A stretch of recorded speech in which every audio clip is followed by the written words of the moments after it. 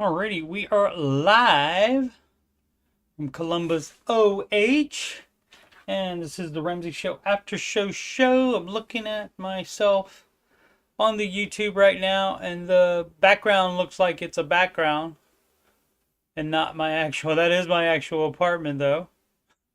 We are live.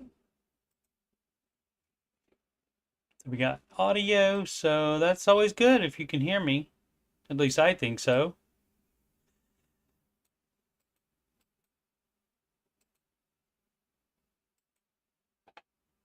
Hit that lightly grazed against the thumbs up button. You don't have to smash it. You can just lightly graze it if you'd like.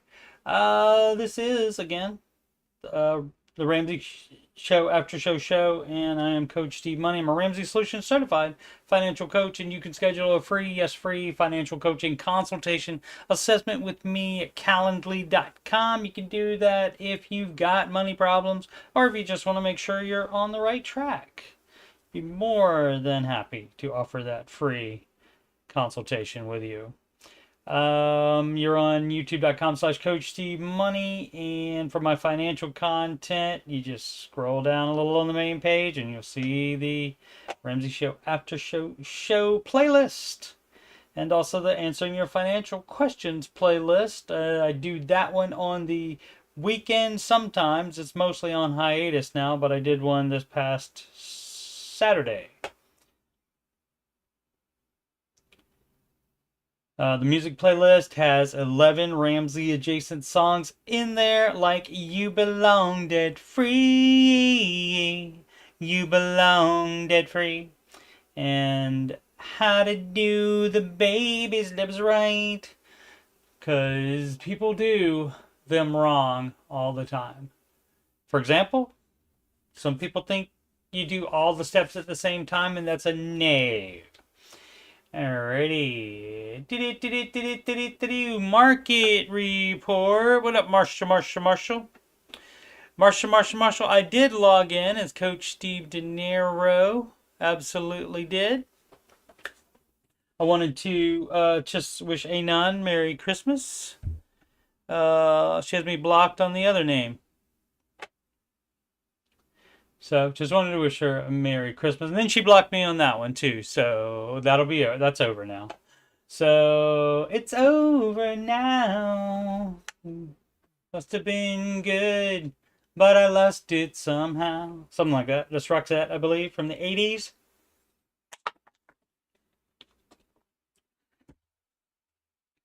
Where were we? We were doing a market report. And NASDAQ up to a new high today. Also, the S&P 500 to a new high today, barely, as it's barely up. And shocker, NASDAQ is up higher than the S&P 500, just like it has been 12 out of the last 15 years. And that's why you should not just put money in the S&P 500 index fund and call it a day. You're leaving money on the table there. The Dow down and the Russell Small Cap Index down as well. Let's see. With Salesforce today, let's take a quick look at that. They were up 1.32 today and then shot way up after. So I'm assuming after a quick going down. So maybe it's not good numbers. Let's see if it is. Shares rise after earnings beat on revenue and fourth quarter guidance. Okay. So for some reason, people sold right here, right as probably right before the information came out. Depends on the timing of the information. And that was pretty dumb of them to do. So, unless the same person is the one selling it and then buying more for the low price, that would be the only thing. I mean, and people do have computers take care of all of this. So if this is a person selling to lock in the rate, and then once it gets down to a lower rate here, they buy it. And so now if it's up this high, then they did pretty well because they locked in the gains for right there. And then they bought low, and it's already up way higher. So, cool. Good for Salesforce. Let's see who else we have. That's that one. No. Also, Marvel technology has nothing to do with Deadpool and Wolverine, or Iron Man, or Spider Man, or any of the other Marvel characters. Let's see. What do I click? I think I click on that. Oh, and I didn't open a new tab. Gotta remember that. Okay, and so that is down for today, but then it must have had good numbers. Let's see. Deliver strong Q3 numbers. See what it says about further growth in fourth quarter as well. So good news for them as well. And so I guess it stayed a little bit, and then 4 p.m. then it did that. And again, I think when it goes up so fast like that, I got to think like computers are involved, and it's not just human beings doing that. But again, this is the after hours trading. As you can see, the futures, it's up 9% in the after hours trading.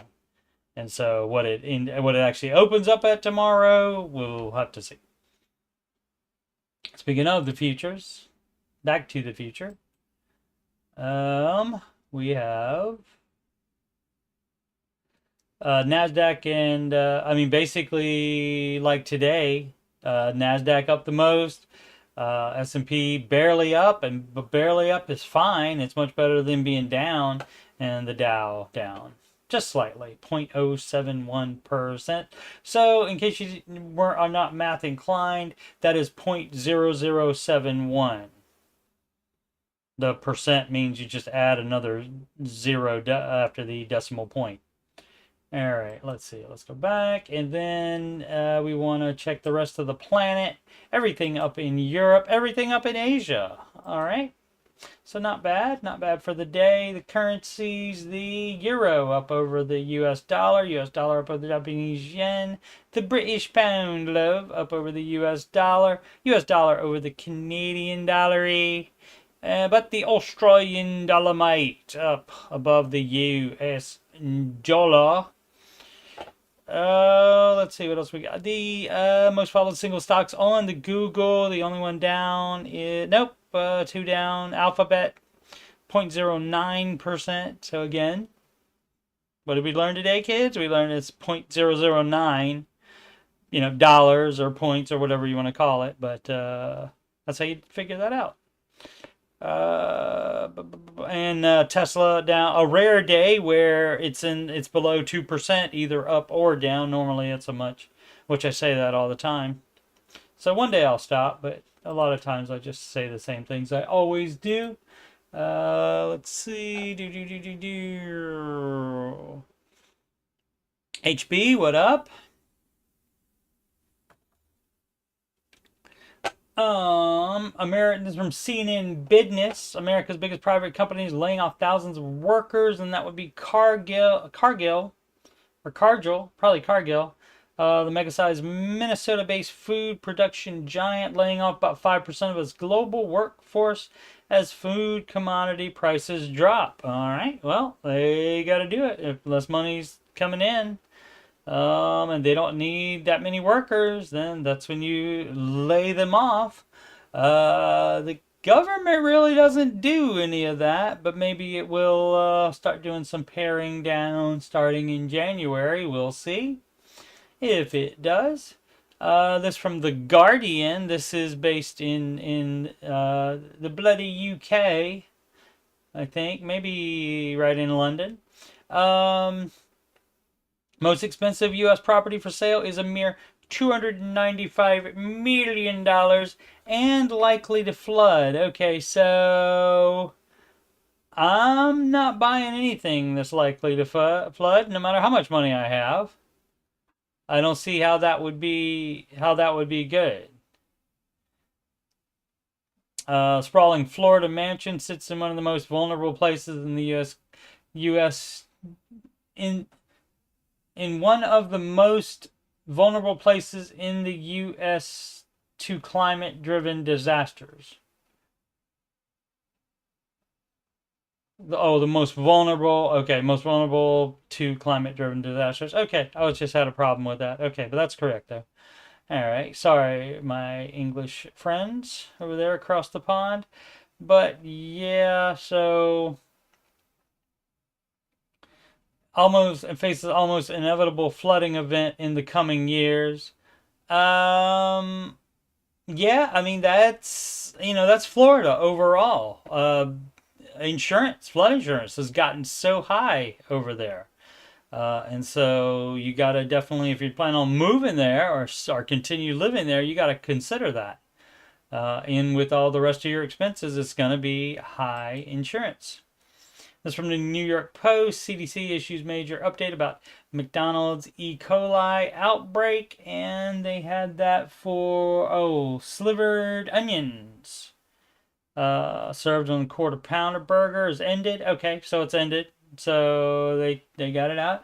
It was linked to the bacteria strain linked to the outbreak killed one and infected 104 people across 14 states, according to the CDC. At least 34 people were hospitalized in the outbreak. At least 4 developed hemolytic, I think is how you pronounce that. I did pretty well on that, I think. Okay. Hemolytic there, and then uremic syndrome, I guess. All right. I haven't watched ER in forever, so I don't know. Syndrome, a rare but serious disease that can cause kidney failure, according to the agency. Right. E. coli causes symptoms including diarrhea, stomach cramps, vomiting, and fever, and that is not a good day, of course. But apparently that's all over now. Get into some questions. We did the when should I refinance with interest rates? We did that yesterday. Basically, you can do the math and figure out when the break even part is, because a lot of people think, oh no, just refinance. That's actually put you into more debt because it costs money to refinance. They have what's called closing costs. It's just like when you buy the house to begin with, and they charge you to create the loan, and so that happens also when you do a refinance. Basically, when you do that, they tear up the other mortgage, and then you have that new one, and so you still have to pay the closing costs. Eventually, though, if the interest rate's low enough, the amount that it is lower will affect how long. So if it's like less than 1%, or even if it's 1% lower, it generally doesn't make sense to refinance. Generally, have to make sure that it's going to be longer than that, because of course, because you should only be dealing with a 15-year window, even if you just bought the house. And if you just bought the house, you wouldn't be refinancing anyway. So you would have your 15 years where you're just making the payments. So what you would do, instead of refinancing, if it's not worth it, you would just pay it off faster than you even had planned. And I believe Mr. Ramsey said most of the average payoff from his clients, from his documented support, is 7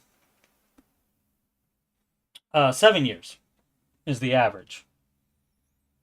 Even though it's going to be, you have to do the 15-year mortgage instead of a 30. So you're starting with 15, and some of the people, of course, they get 30 years so they can have the leeway and the wiggle room, and then that ends up making most people not pay their house off in 15 years. But anyway, he says the average is 7. So. But yeah, and so that's what you would do rather than try to refinance to save a couple bucks. Hey, you can save a lot of money in interest if you don't go the full 15-year term, and you just have to pay 7 years of interest. So, and you should not save up, a common misconception, I'll save up a large sum of money and then I'll apply it and that'll help me the best. No. $1 extra a week is better than saving up $7 for the week and then putting it in even. But I mean, most people wouldn't pay it multiple times a week, or even a month. You can just pay it a month, but you wouldn't save for multiple months before getting that in there, because that does take the interest down with each and every cent you pay extra. Of course, you got to tell them to do that as well. They don't automatically do that because they are trying to get all of the money, and sometimes they're just incompetent. Let's see. Life Enrichment 97 celebration post. What's next? Well, there's baby steps in order. So it'll be the next one. Let's see. 27 female, baby step 3, looking for advice for those of you further along in life than I am. This time last year I was making $13 an hour, had less than $1K in savings, was driving a 26-year-old car, no debt but barely making it. Okay, if you didn't have debt, then I mean we're ahead of the game. And your just expenses were getting too high for your income. So I've made a lot of changes, budgeting, changed jobs, now I make $17 an hour, I have almost $4K in savings, including a high yield savings account. Well, you shouldn't. You should just have your emergency fund, and it should not be in a high yield savings account unless you have immediate access to it, because emergencies do not wait 1 to 3 days to happen. Upgraded to a 19-year-old car, bought in cash, and that's how you do it. Added a roommate, would cut my expenses in half. Great. What's next? Slowly but surely, keep saving money. It just feels so slow. Well, you got to stop buying stuff. You got to make more, work more. If you're only working 40 hours, get a part-time job on top of the other one. Obviously work overtime if you can at your own job, if they offer it. But otherwise, get another job, and you cut even more out. And you don't let the fact that you making more money, you don't spend, that's not automatically become extra money to just blow. That's not how that works. You're supposed to use it to get further along on the baby steps. And you have more money now because you added a roommate, and so that cuts your expenses in half for rent or mortgage if it's a house, and electric, water, etc., etc. And so that you would be putting towards your emergency fund as well instead of spending it. So that's what you got to watch out for. It's great that you never had any debt. That's fabulous. But you need to keep lifestyle creep from getting you. And that is one of those songs in the Ramsey music playlist, excuse me, that are Ramsey adjacent, and it goes lifestyle creep, instead be a widow. Why the heck are you in debt? So you can listen to that whole thing over there in the music playlist on my channel. Keep jumping around jobs every couple years trying to make more money if you can, and if it's worth it. I mean, you don't have to do that for just like $1 or $2 an hour more. You don't necessarily have to do that, but every bit more money coming in, again, I would just add another job. Add a part-time job to your full-time job, and apply that money to the baby steps, because you need to finish step 3, full emergency fund, and then you need to start investing. And so that's 15% of your gross income should be going into that. So guess how much should be going into that now? So that's a good way to figure out what you need to do to progress on the baby steps. If you take 15% of your gross income, are you putting that per month? 15% of the gross income per month divided by 12, and that's how much per month you will be investing. But for now, all of that money, that's how much money needs to be not being spent on expenses or anything else. So that will tell you what you have coming up. And so, yeah, so there's not a situation where it's like where you fully relax and then just start spending as you get more money and start spending less money. You don't want to just blow that money. You want all that to be, or darn most of it. Once you get on step 4, you can plan a vacation and save up for it. That's fine. That kind of thing. But until you get this full emergency fund done, you're not supposed to be doing any of that stuff. Go back to school, and going back to school, not everybody graduates, and people that do graduate, sometimes they don't get a job in their degree field, so that's not guaranteed. But you are better off the further you are on the baby steps, and if you go back to school, you would have to pay cash for that. So that may not be the answer. Anyone else that started it at next to nothing and built their way up, well, I mean, don't feel sorry for yourself in your situation because you never had debt, so you're already starting ahead of most people. Because most people, like myself included, had debt, and so you are, what is it, 27. So that's still a baby. That's still 30 years in the stock market for retirement. And so that, I'm twice as old as you. And so to me, you're kind of still a baby. And, especially in the finances thing, and you're already saving the full emergency fund. So, but that would give a good indication as to where you are. Now, if you do not have 15% extra right now, then that's why you would go get another job or see what else you can cut.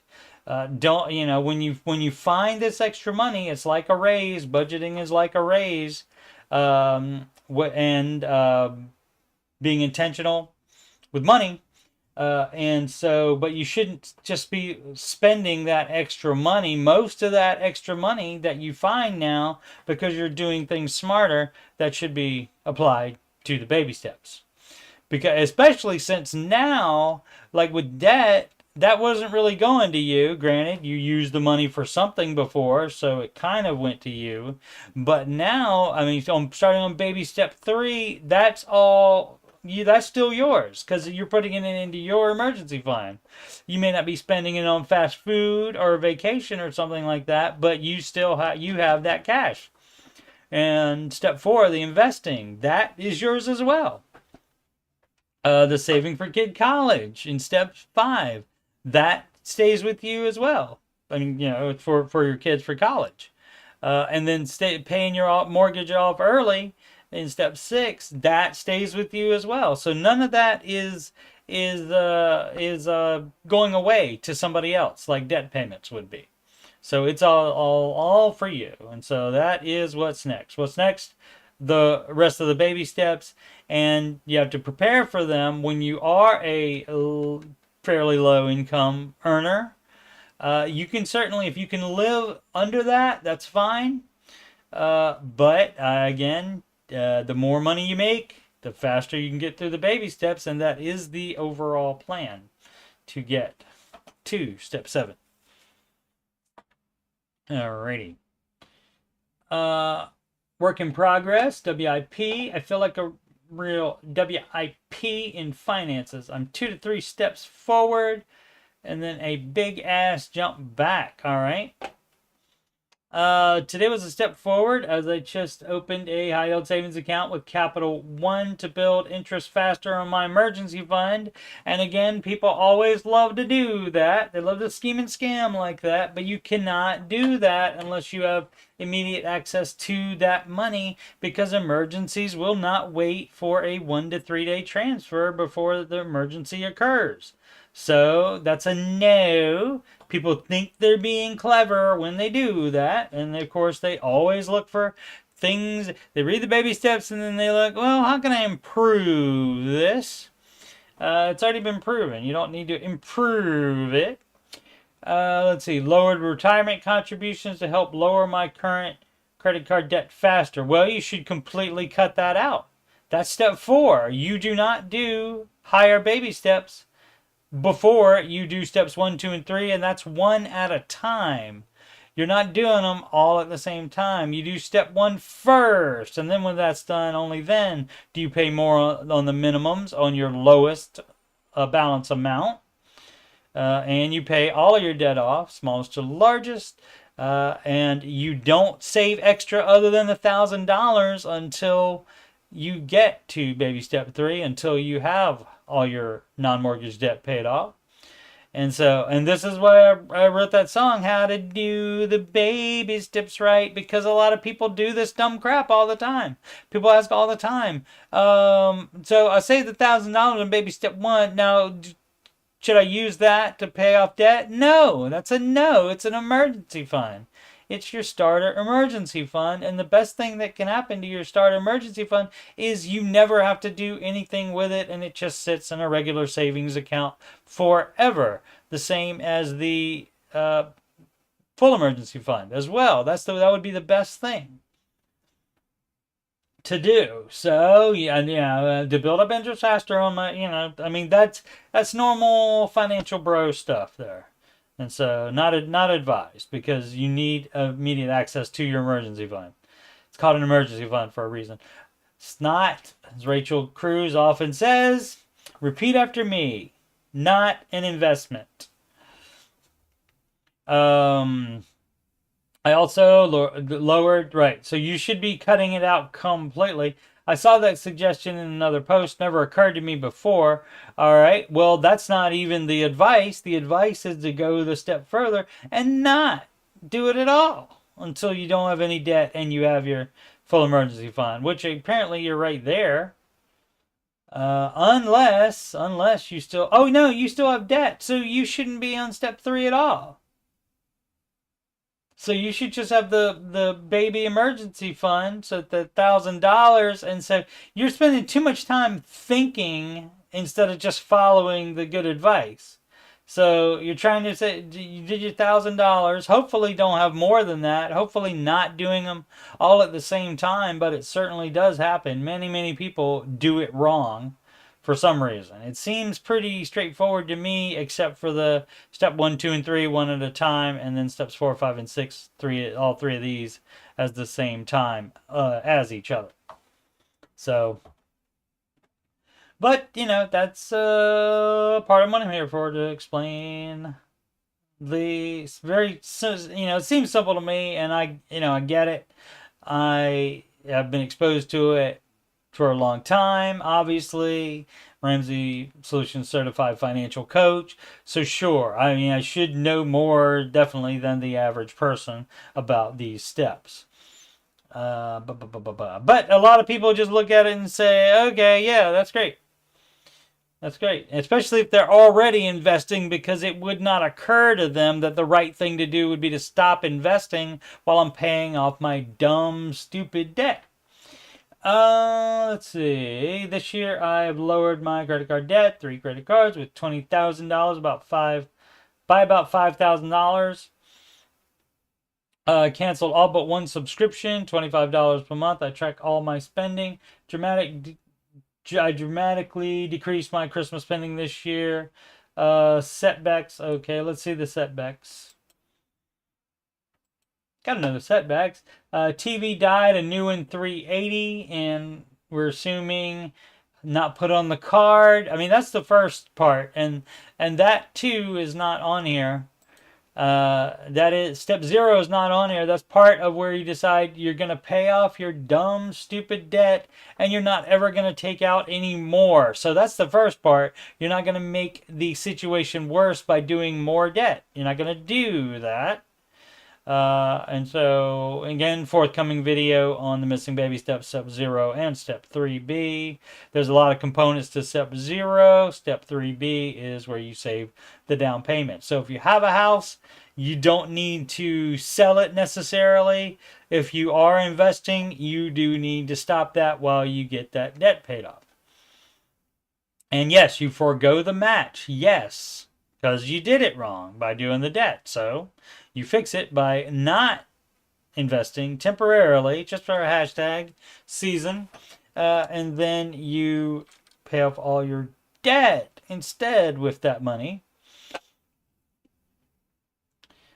Where were we? Okay, so no new debt. Hopefully saved up and bought it in cash. You also don't have to spend that much money on a TV. How big of a TV were you getting? TVs are not that expensive. Husband's laptop died, new one $320. Does he 100% need a laptop?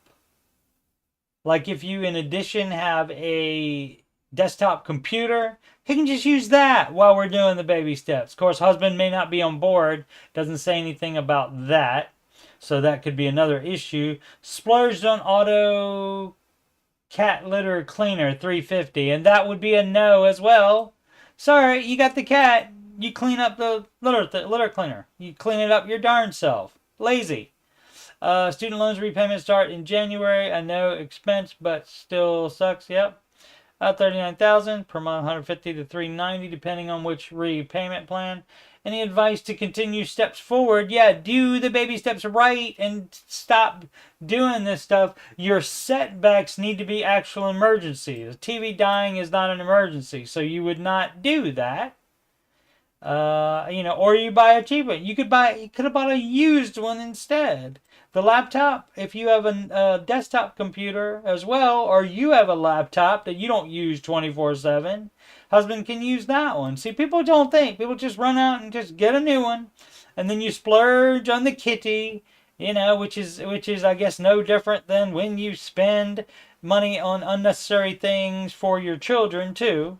So people do that all the time.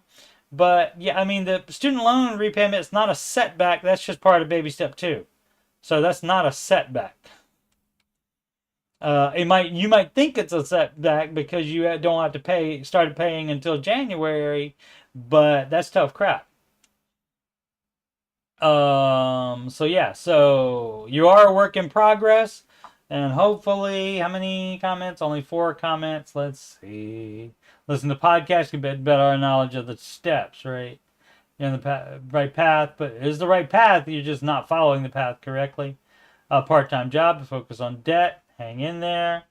You're still doing your plan, right? Baby step 2 is stop all investing, right? No new nothing. Scorched earth. That's correct. So that is the correct advice.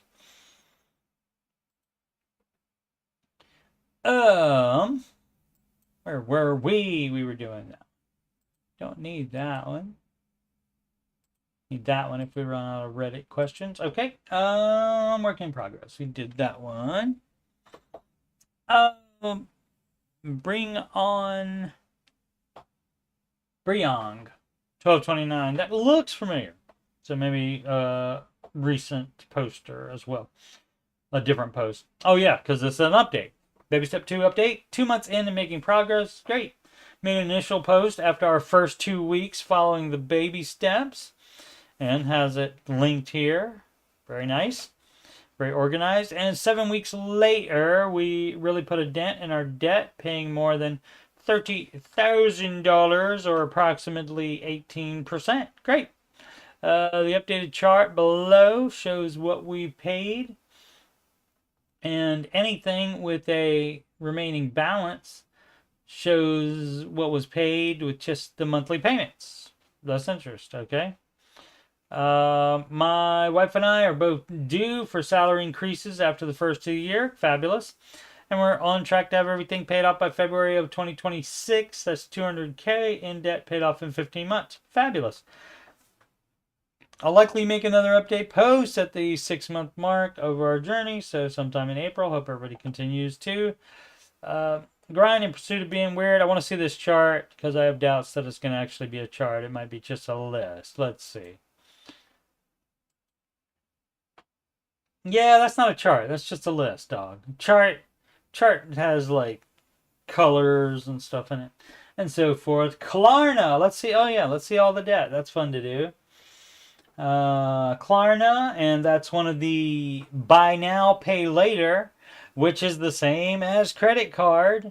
So that's a no.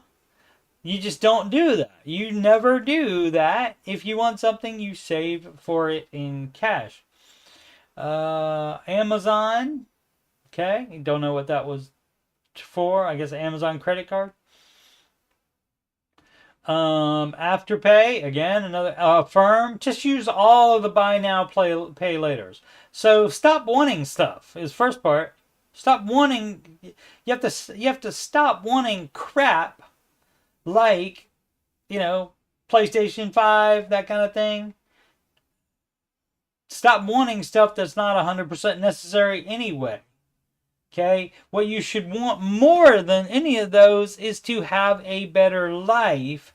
And doing without that stuff right now for a short time, hashtag for a season, that will get you in much better financial standing. American Express, Navy Federal, Care Credit, loan to 2099.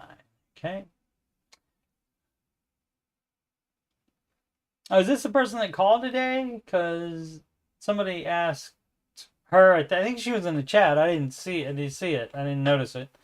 But somebody asked her about Care Credit, or that's what. So that may be it. And so that's 2,100. And I forget what pet that was for. I think a pet, or no, a surgery. I can't remember. Sorry. A loan, another Amex card. Dumb. And a Citi card. And so what is the amount? Is that, oh, they're still paying off the debt. My bad. Okay. So yeah, that's great. All that paid off. That's fabulous. And so the idea is to work more, sell stuff, and cut more stuff out of the budget. Just do without it. Sure, it isn't as fun. Life is not as fun today, but this is your penance for getting in all that debt. So cut things out of the budget still.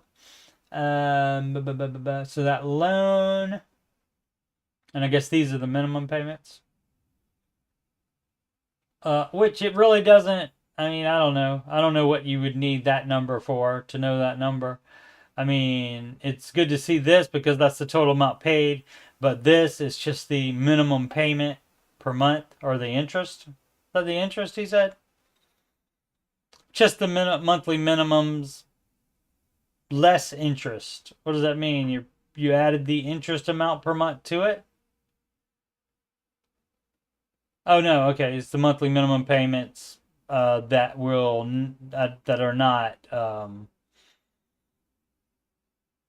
because it doesn't factor in the interest yet. Okay, so by this being this minimum payment, if you do this minimum payment, then your loan is going to be paid off, but not by the full 95, or paid down, but not by the full $95 there, because some interest is going on back on top of that. Okay, I get it. So, but this total here, I don't, because that's two different things. That's total amount paid off, and this is minimum payment. So I don't know that that number necessarily helps you, but you know, they put it in their chart, which is not a chart either. So that's fine.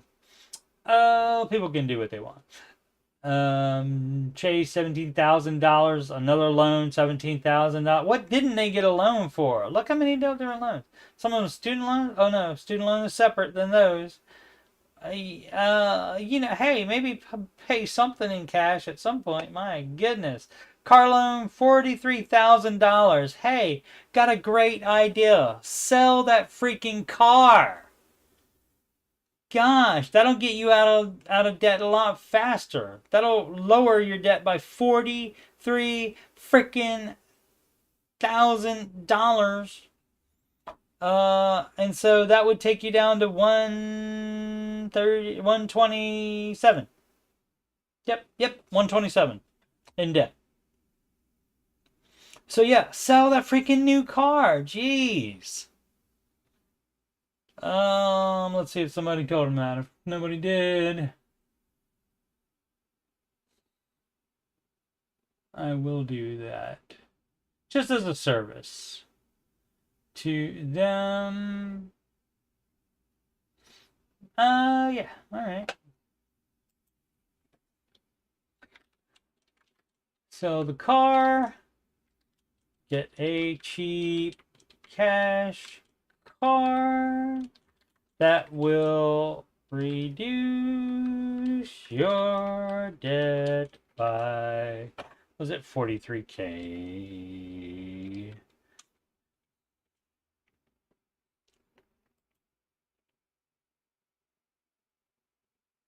All right, so we'll see. Does it automatically upvote you? Why is that in red? Okay. So, cool.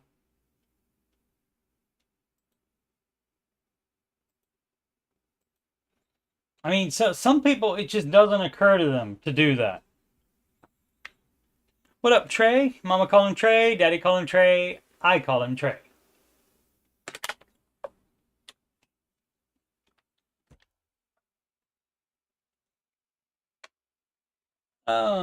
Big Billy Rose, one big step towards financial peace. That is excellent. Big steps or baby steps, either way. As long as you're going towards it, not away from it. Just made a $17,000 payment on my student loans. So close to being done with my debt, and I just want my new life to begin already. Well, it can't, so you got to keep on, keep it on. But it is worth it. Sometimes it can feel discouraging to always make payments and not quite yet reach the finish line, but you're much closer, and you just have that on there that it's a one big step towards financial peace. So, and now again, what you should not be doing, in no way should you be saving up $15,000 and then applying it to a payment. Dumb. You put it as you have the money. Now, if they just got the $15,000 all at one time, fine. But people, I don't understand. I don't understand why people don't understand like simple math. It's simple math. If you, and it works the same way in investing as well. If you were to wait until you saved up $15,000 before you started investing, for example, you would miss out on so much gain over time. So you're losing out on money, and you're paying more interest on the student loans. So that's not the way to do it. And so if you had been, maybe if you had been not saving up big chunks to put to debt, maybe you'd already be out of debt. But I know how good financial peace will feel once I'm finally there. For context, I graduated with $75,000 in student loan debt from private university. Yeah, and after this payment, I will have roughly $8,000 left. I've been paying it off myself for the past 7 years, only recently making bigger one-time payments. Okay, and I'm going to tell this person too. That is what a nice guy I am, because maybe it just doesn't occur to the college graduate. Hopefully, graduated. Yep, so fabulous. Okay, let's see. I'm just going to make sure.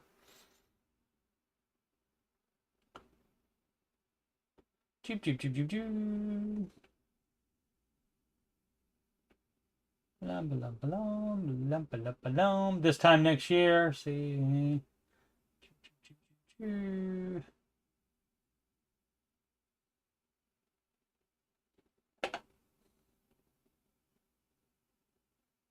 No, okay. Nobody did, so I will be nice and do that. Alright, excellent. First of all, but not as excellent as it could be.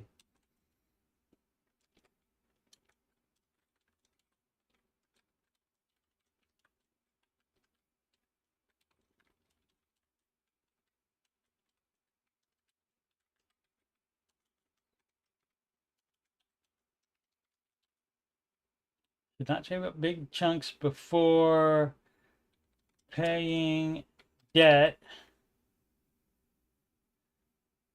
or investing. In both cases, the interest gains are affected much more by smaller payments as you go along, smaller extra as you go along. Cool. Alrighty.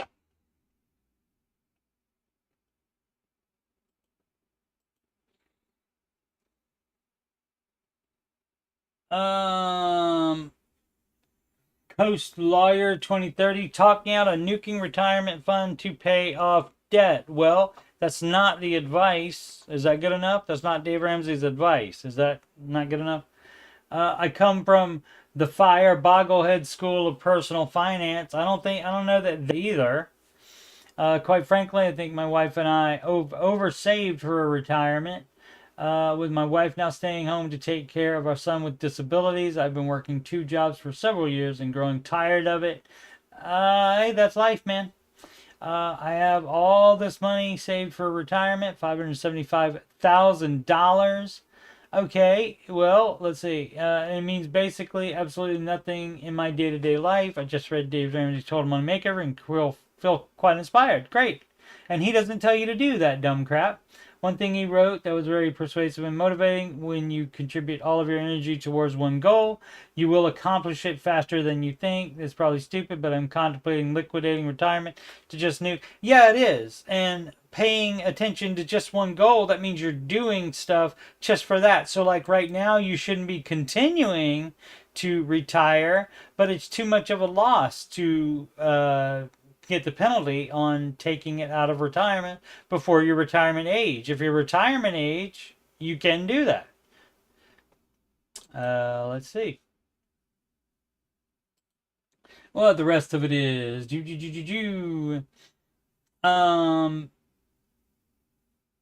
so that is stupid. Just a nuke on my debt. $298,000 over the next 14 months. My thought is I can spread my withdrawals into 3 tax years: December 24, January 25th, and January 26th. And that's a no either. That's a no. Because also you have penalty as well. You have penalties all of those years as well. So the big picture numbers, wife and I, 37. That you still got 30 years in the market. You're fine. Stop investing totally and pay off your dumb debt. 2 preschool kids, including 1 son with disabilities. Pre-tax retirement a year. So I mean, yeah, what is that? It's 8,200 a month net. Okay. Bills with that 6,500 per month. So that's why you did have to get the secondary job, because you don't even have enough to do that and make minimum payments on it. So yeah. All extra income goes to retirement and debt payoff. Right. You should not be doing retirement. You should actually listen to the advice from Mr. Ramsey. When you contribute all of your energy to one goal, but that doesn't mean take all the money out of your retirement. That's not that what it means. It means every bit of your money now at this point goes to baby step 2, including what you're putting into retirement. And hopefully somebody told him that either. I'll feel compelled to do that now. I should probably stop doing that, because that takes time away from the stream. Sorry, so apologies for that previously.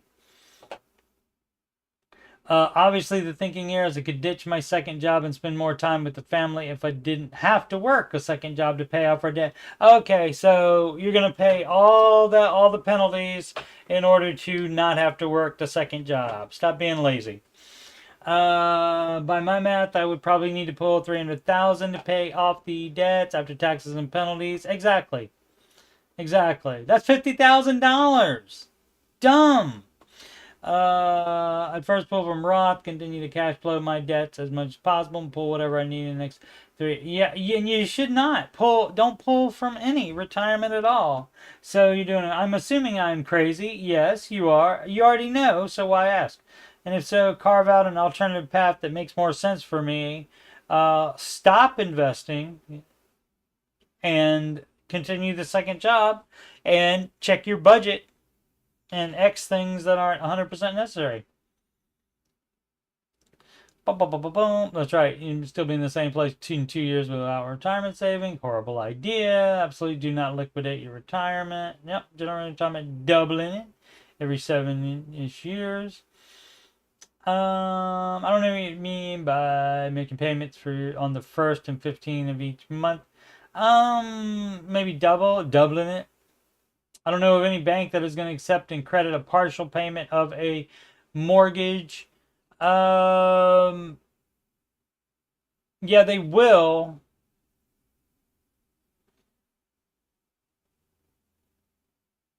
Right, but you would still have to, like, if it's due on the 1st, you have to have a full payment on the 1st, no matter if you paid extra the last month.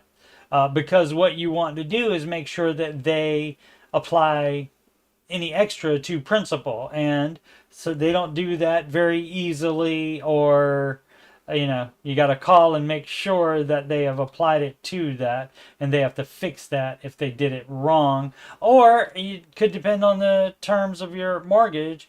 It may not allow that. They may have all the interest built in, which is very sad, but it has happened. Yep, there you go. 298K invest in a fund that averages 8% over the next 25 years will grow to be $2 million. I hope you like your dumb plan. Jeez, that's right. That's right. You don't have the luxury of quitting your second job, right? And so if you stop investing and keep working the second job and also look for other things to cut out of the budget, then you can get out of debt. Not immediately, but then you can be out of debt in a reasonable time, and then also have all that money in retirement. Liquidating retirement funds to pay debt isn't always a bad idea. Yeah, it is. Not advised. It's too much. You're losing too much money on the penalty because he's not retirement age. It's just that your debt is relatively low interest debt, so it doesn't make sense. We don't compare. Interest doesn't come into it at all. It's too much loss from the penalty. The interest amount doesn't matter, so we don't care about that, Andrew. Yeah, if you're going to YOLO it, at least throw it all in crypto and try and double it. Yeah, dumb. Deputy lawn director for a whole town, I guess. Somebody, and this is the best answer. Baby step 7 here. Mission carry 887 just says no. All right, so we'll end on that one, on that. So yeah, that's a no. That's not the advice. Let's see. Alanieli. All right. Alanieli. For those of you who had to get a personal loan to cover the negative equity from your car, what was the process like? You just go to your bank and say, I want to borrow this as a personal loan. That's it. And then they'll either loan it to you or they won't loan it to you. I'm selling my truck soon. I will need to get a personal loan to get out of this stupid loan. Yeah. So you get into a still stupid, but less stupid because it's a smaller amount and it's lowering your overall debt. And so there's nothing major, there's nothing about it that you need to ask about it ahead of time. So, I mean, it just depends. If it's your bank, they already have records on you. They already know. They already know what's up with you. And they may run your credit score. So it will depend on whether they want to loan you. But fortunately, this is where it comes in handy that banks will loan people way more than they should, always. And so generally, you can get that to happen. Fairly easily, I think. In the days when I was doing that kind of thing, I didn't have any problem ever. And it's fairly quick too.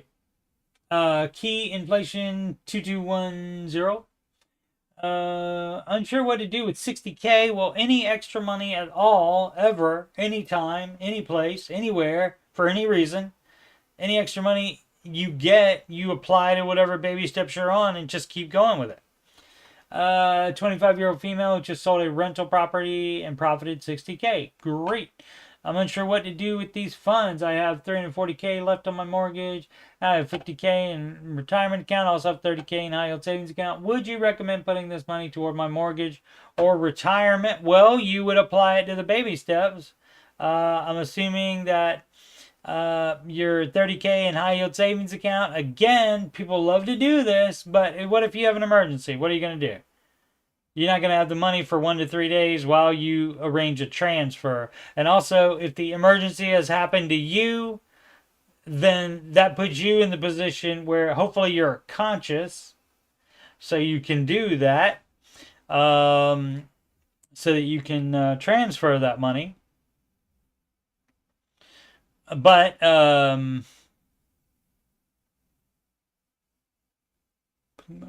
mortgage, where was I? I lost my train of thought.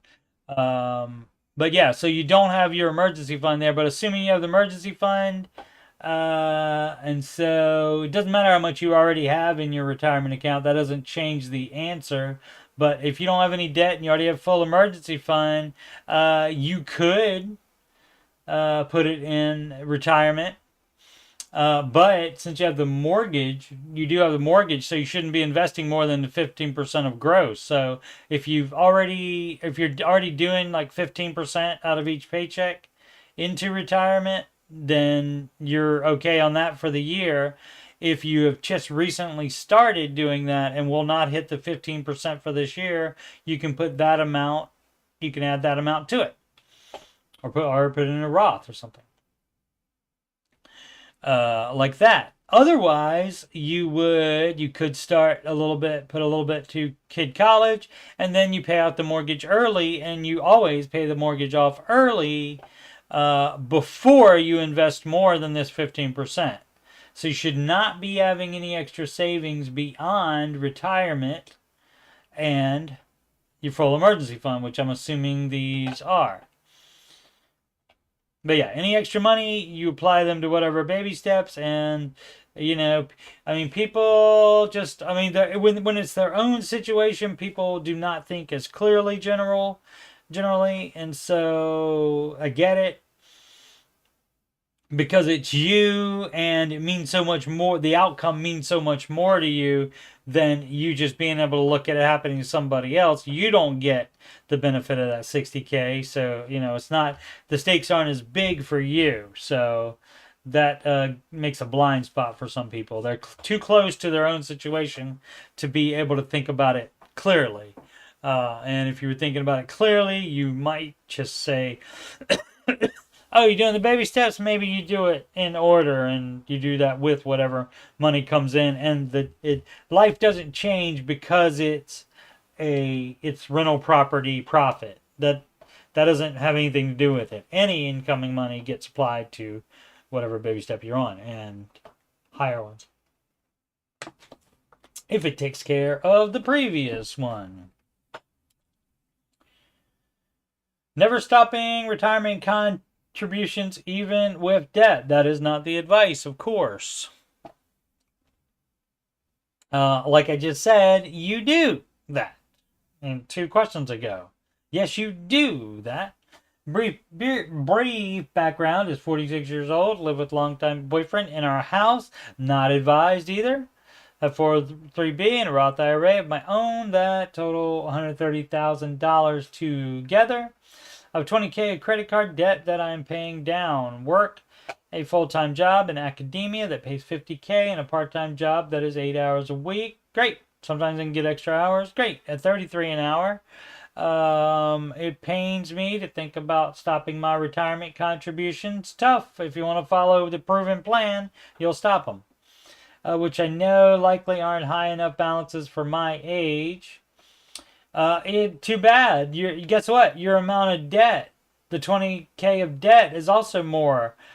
That is too high of a balance of debt for your age. It should be 0, and that's the most important thing. So again, people, can't. Maybe the person would think about that the same way for somebody else, but especially when it's your own situation, people can't think clearly or logically. To pay off my debt faster. So it is taking me a long time to pay off this credit card debt. Any advice or feedback? Yeah, follow the baby steps. Follow Mr. Ramsey's advice, and that's to stop the freaking retirement contributions. As soon as you pay that 20K off, then you'll be able to start investing again. It's just temporary for a #season. And that's the advisor feedback, is follow the baby steps. Always. That's all you have to do. Always. Audit God 89. What would Dave do? Question. Okay, so this is great. So some people do put the what would Dave do flare on here. He didn't do the flare. He just titled the question that. But some people do put the what would Dave do flare on, and then they don't want the Dave advice. It does happen. Wife and I are 25 years old, baby still. In March 2023, we bought a house for $432,000, thinking we could afford it at that time. I guess not. Our combined income was $130,000, which has since increased to $160 due to raises. Okay, let's start with now and go with the raise amount. So that is what, $320 and $80. That's $400,000. So theoretically, you would be able to afford that. I mean, it would be less. So it'd be more like the 130 after taxes, though. So yeah, let's go back to that one and use that one, because it would be more like the 160, but without taxes. So that would be what, 260 and 65. So 225, right? 260, no, 325, 325. So yeah, you got about $100,000 too much house there. And so probably also when you got raises, you probably increased spending. Mortgage payment is $3,300 per month, and it will increase to $3,500 per month. And I hope this was already on a 15. If you had to get a 30 to afford it, guess what? That means you can't afford it at all. Let's see. Increase 35 because of property tax increases. Yep. Because it does keep appreciating. We felt financially strained and were commuting 35 miles to and from work each day, which added a lot of stress to our lives. Was that justification station for buying too much house? Or you didn't even think about it at the time, maybe. That happens with a lot of people as well. Okay, there's more. Bum, bum, bam. About 9 months after purchasing the house, we moved closer to work, 3 miles away, to a one-bedroom apartment for $1,800 a month, where we are much happier. Okay, did you sell it? We started renting out the house. Dumb as shit. All right. Boom, boom, boom, boom, boom. Where were we? We're much happier. Started renting out the house through a property management company at $2,250 per month, the market rate according to them. But after their cut, we only received $2,070 per month, and that's not enough to pay the freaking mortgage anyway. So this is how dumb as freaking crap this is. Dumb as crap. We have to cover the difference between this amount and our mortgage payment out of our own pockets each month. We've barely built any equity since we only put 3% down. Yeah, and that's not the advice either. So all of this stuff was dumb as crap. You win the award for stupid tax. So what you have to do is fire the management company immediately, and you put the house up for sale. Let your tenants know that you will be selling the house. Boom, boom, boom. Boom, boom, boom. Right, we have to cover the difference between this amount and our mortgage payment out of our own pockets each month. Right, this is why you're dumb as crap for doing that. We have barely built any equity since we only put 3%. Yeah, and because it hadn't been that long as well.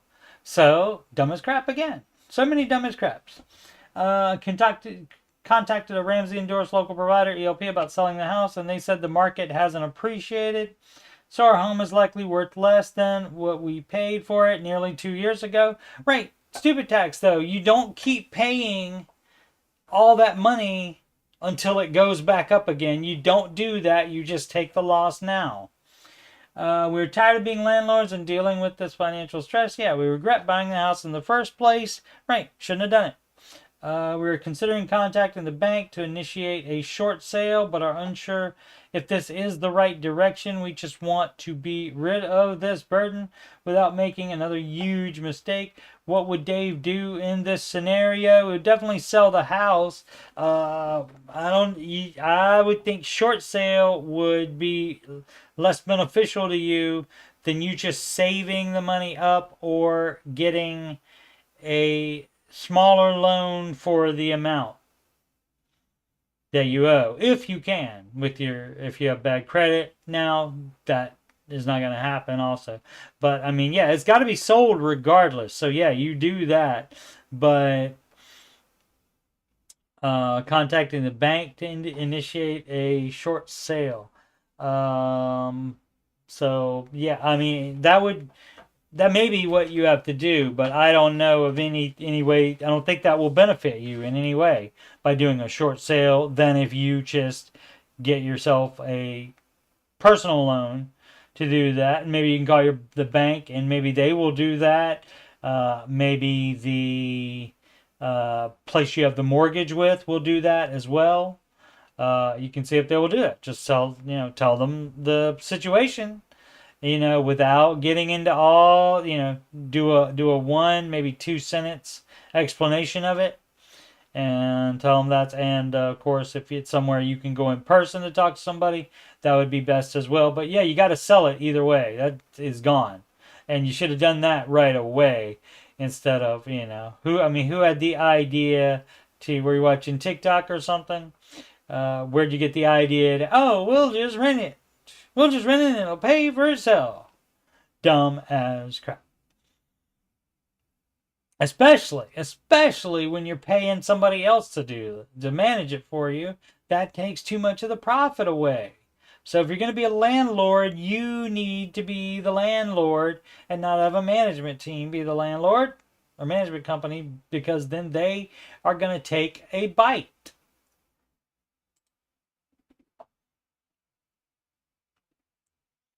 Yeah, ready? Neody Rantrio. I got Neo Tyrant. Got it. Nero Tyrant Real. Got it. Should I save all money to close the mortgage or do it piece by piece whenever I can? What do you mean close the mortgage? To pay it off completely? You do it piece by piece whenever you can. Yeah, so this again is what I'm saying. This is why I don't know why people would think that this is the right way. I guess because they think, oh, well, they must think that like interest is immediate. So like when you save up a big bunch of money and put it to a debt, it not only knocks off that interest, but all the interest that you would have been previously paying if you had done it little bit by little bit. And so that's a no. And again, you don't really think the clearest when you're in the bad situation.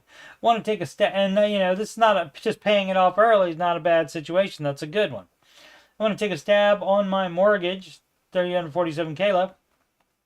I've saved $250K cash, and you shouldn't have done that dumb crap either. I mean, you've been paying it as you went along. You would have paid less interest already. The first extra principal payment that you put on it, you pay less interest. And that's every month. You're not paying that amount of interest every month. That is lower. Even if you don't do extra every month. So why would people do that? Or with long-term stocks, you could, not 401k, right, you could liquidate. How about do both of them? Put the $250 on it immediately to get the interest off of there.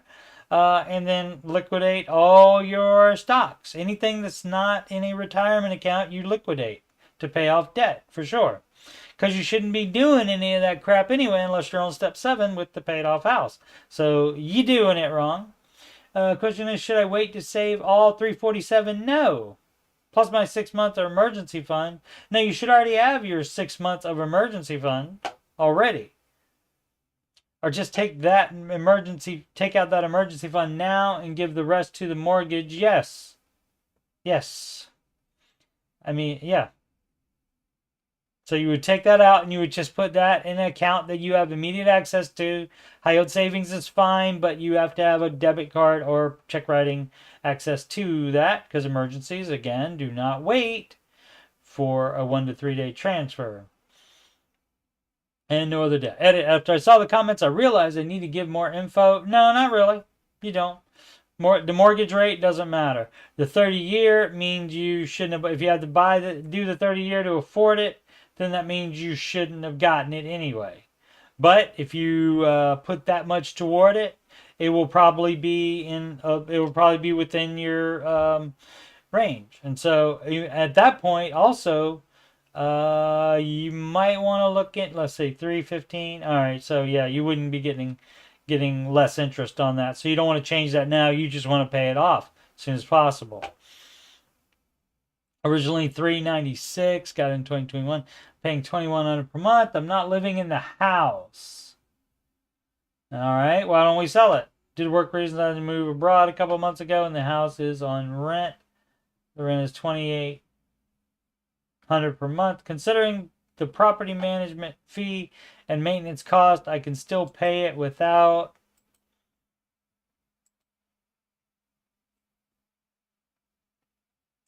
any additional money, unless something breaks on there that you got to pay for. Unless you have to do more than maintenance costs. If something breaks on there, like a roof or something, then there goes all your profit for the year. Of course, there's always risk of bad tenant or empty house. Yeah, sell it. 65K cash. What happened to the 250K cash? Or with long terms? 65K, and I'm not seeing where the 250 comes in, my friend. 65K cash, 110 crypto. You would cash that out immediately as well, even just to get out of it, because that's not recommended. But you would definitely do it to pay off a house early. Dumb as crap. The 230K 401 IRA you do not touch. The personal long-term stocks, as long as they are not in a retirement tax advantage retirement account, as long as it's in just like a brokerage account or something like that, then you would cash those out as well to pay off the house. 190K equity in the house. If I'm taking Zillow's estimated net proceeds here, not estimated home equity. Okay, that's fine. I mean, that doesn't matter either, because we're just paying it off. You're not selling it. You're not going to tap the equity ever for any reason. So you can sell it. If you sell it, then you don't have to pay it off. But I would go ahead and pay it off immediately if you can. Liquidate your stuff and pay it off, and then you're not paying any more interest. So, and then after that, I mean, you paid it off. You can keep it as a rental property at that point if you would like. But since you're out of the country, I wouldn't do that. I wouldn't think it would be worth it enough. So, I mean, $2,800 per month is the rental. How much is the payment?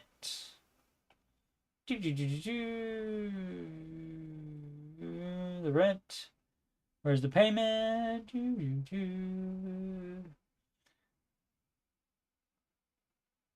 It doesn't say with. Oh, paying $2,100 per month. Okay, so $2,100, and the rent is $2,800. Okay, so yeah, $700 a month. So again, one bad roof and you made no money on it at all. So, we don't know what the property management fee is and the maintenance cost. We don't know what that is. So the fact that you can still pay it doesn't mean it's smart to keep it. So to me, that's not $700 a month is not a buffer. There's not enough of a buffer on that for me to consider keeping it to be a landlord. So I would just sell it.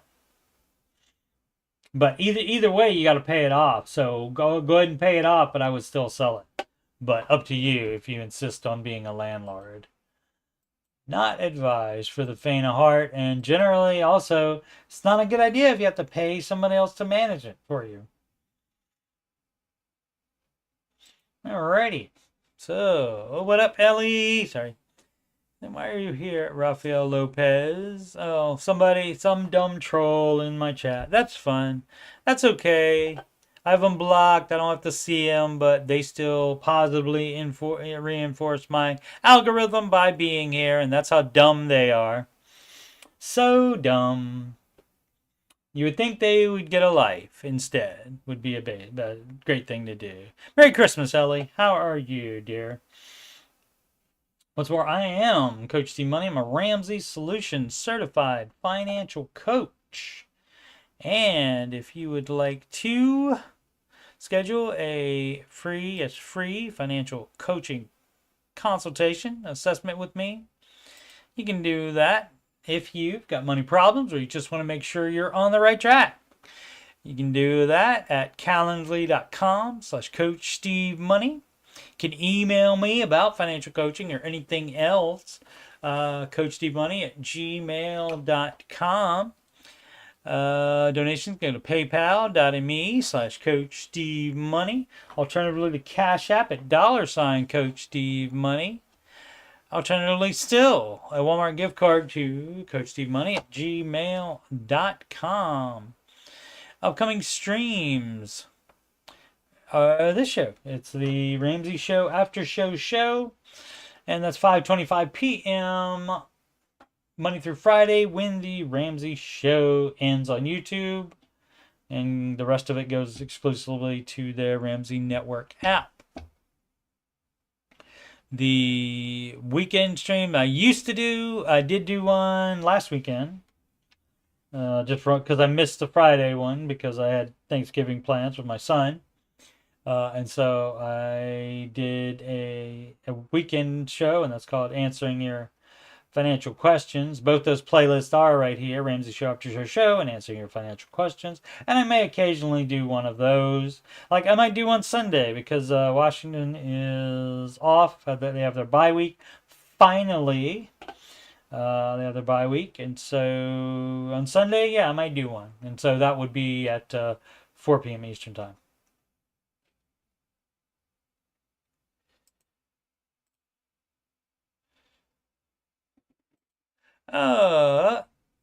Ellie says things are looking up. Feel like she might be seeing the end of the horizon. Hubby got a new job which pays as much as he made years ago. Excellent. Fingers crossed that it works out. If so, we'll be 100% debt free in 2 years, including the house. That's so fabulous, Ellie. Awesome. Awesome. And Ellie would be doing it correctly there. That is how you do it. You pay off everything, including the house. Excellent. And that does put you in a better situation. And a lot of people don't think about that. Like as far as retirement, but having a paid off house and not having to pay a rent or mortgage payment by getting rid of that expense, that helps you in retirement immensely. So you don't need as much cash for retirement because you're not paying a mortgage or a rent payment anymore. And so that's cool. You'll have, associated costs with house, of course, but that's generally not going to be as much year after year after year as having to pay rent or mortgage. Alrighty. So, and as always, thank you for watching. Please like, subscribe, and comment. And always, just like LA, make smart financial decisions every day.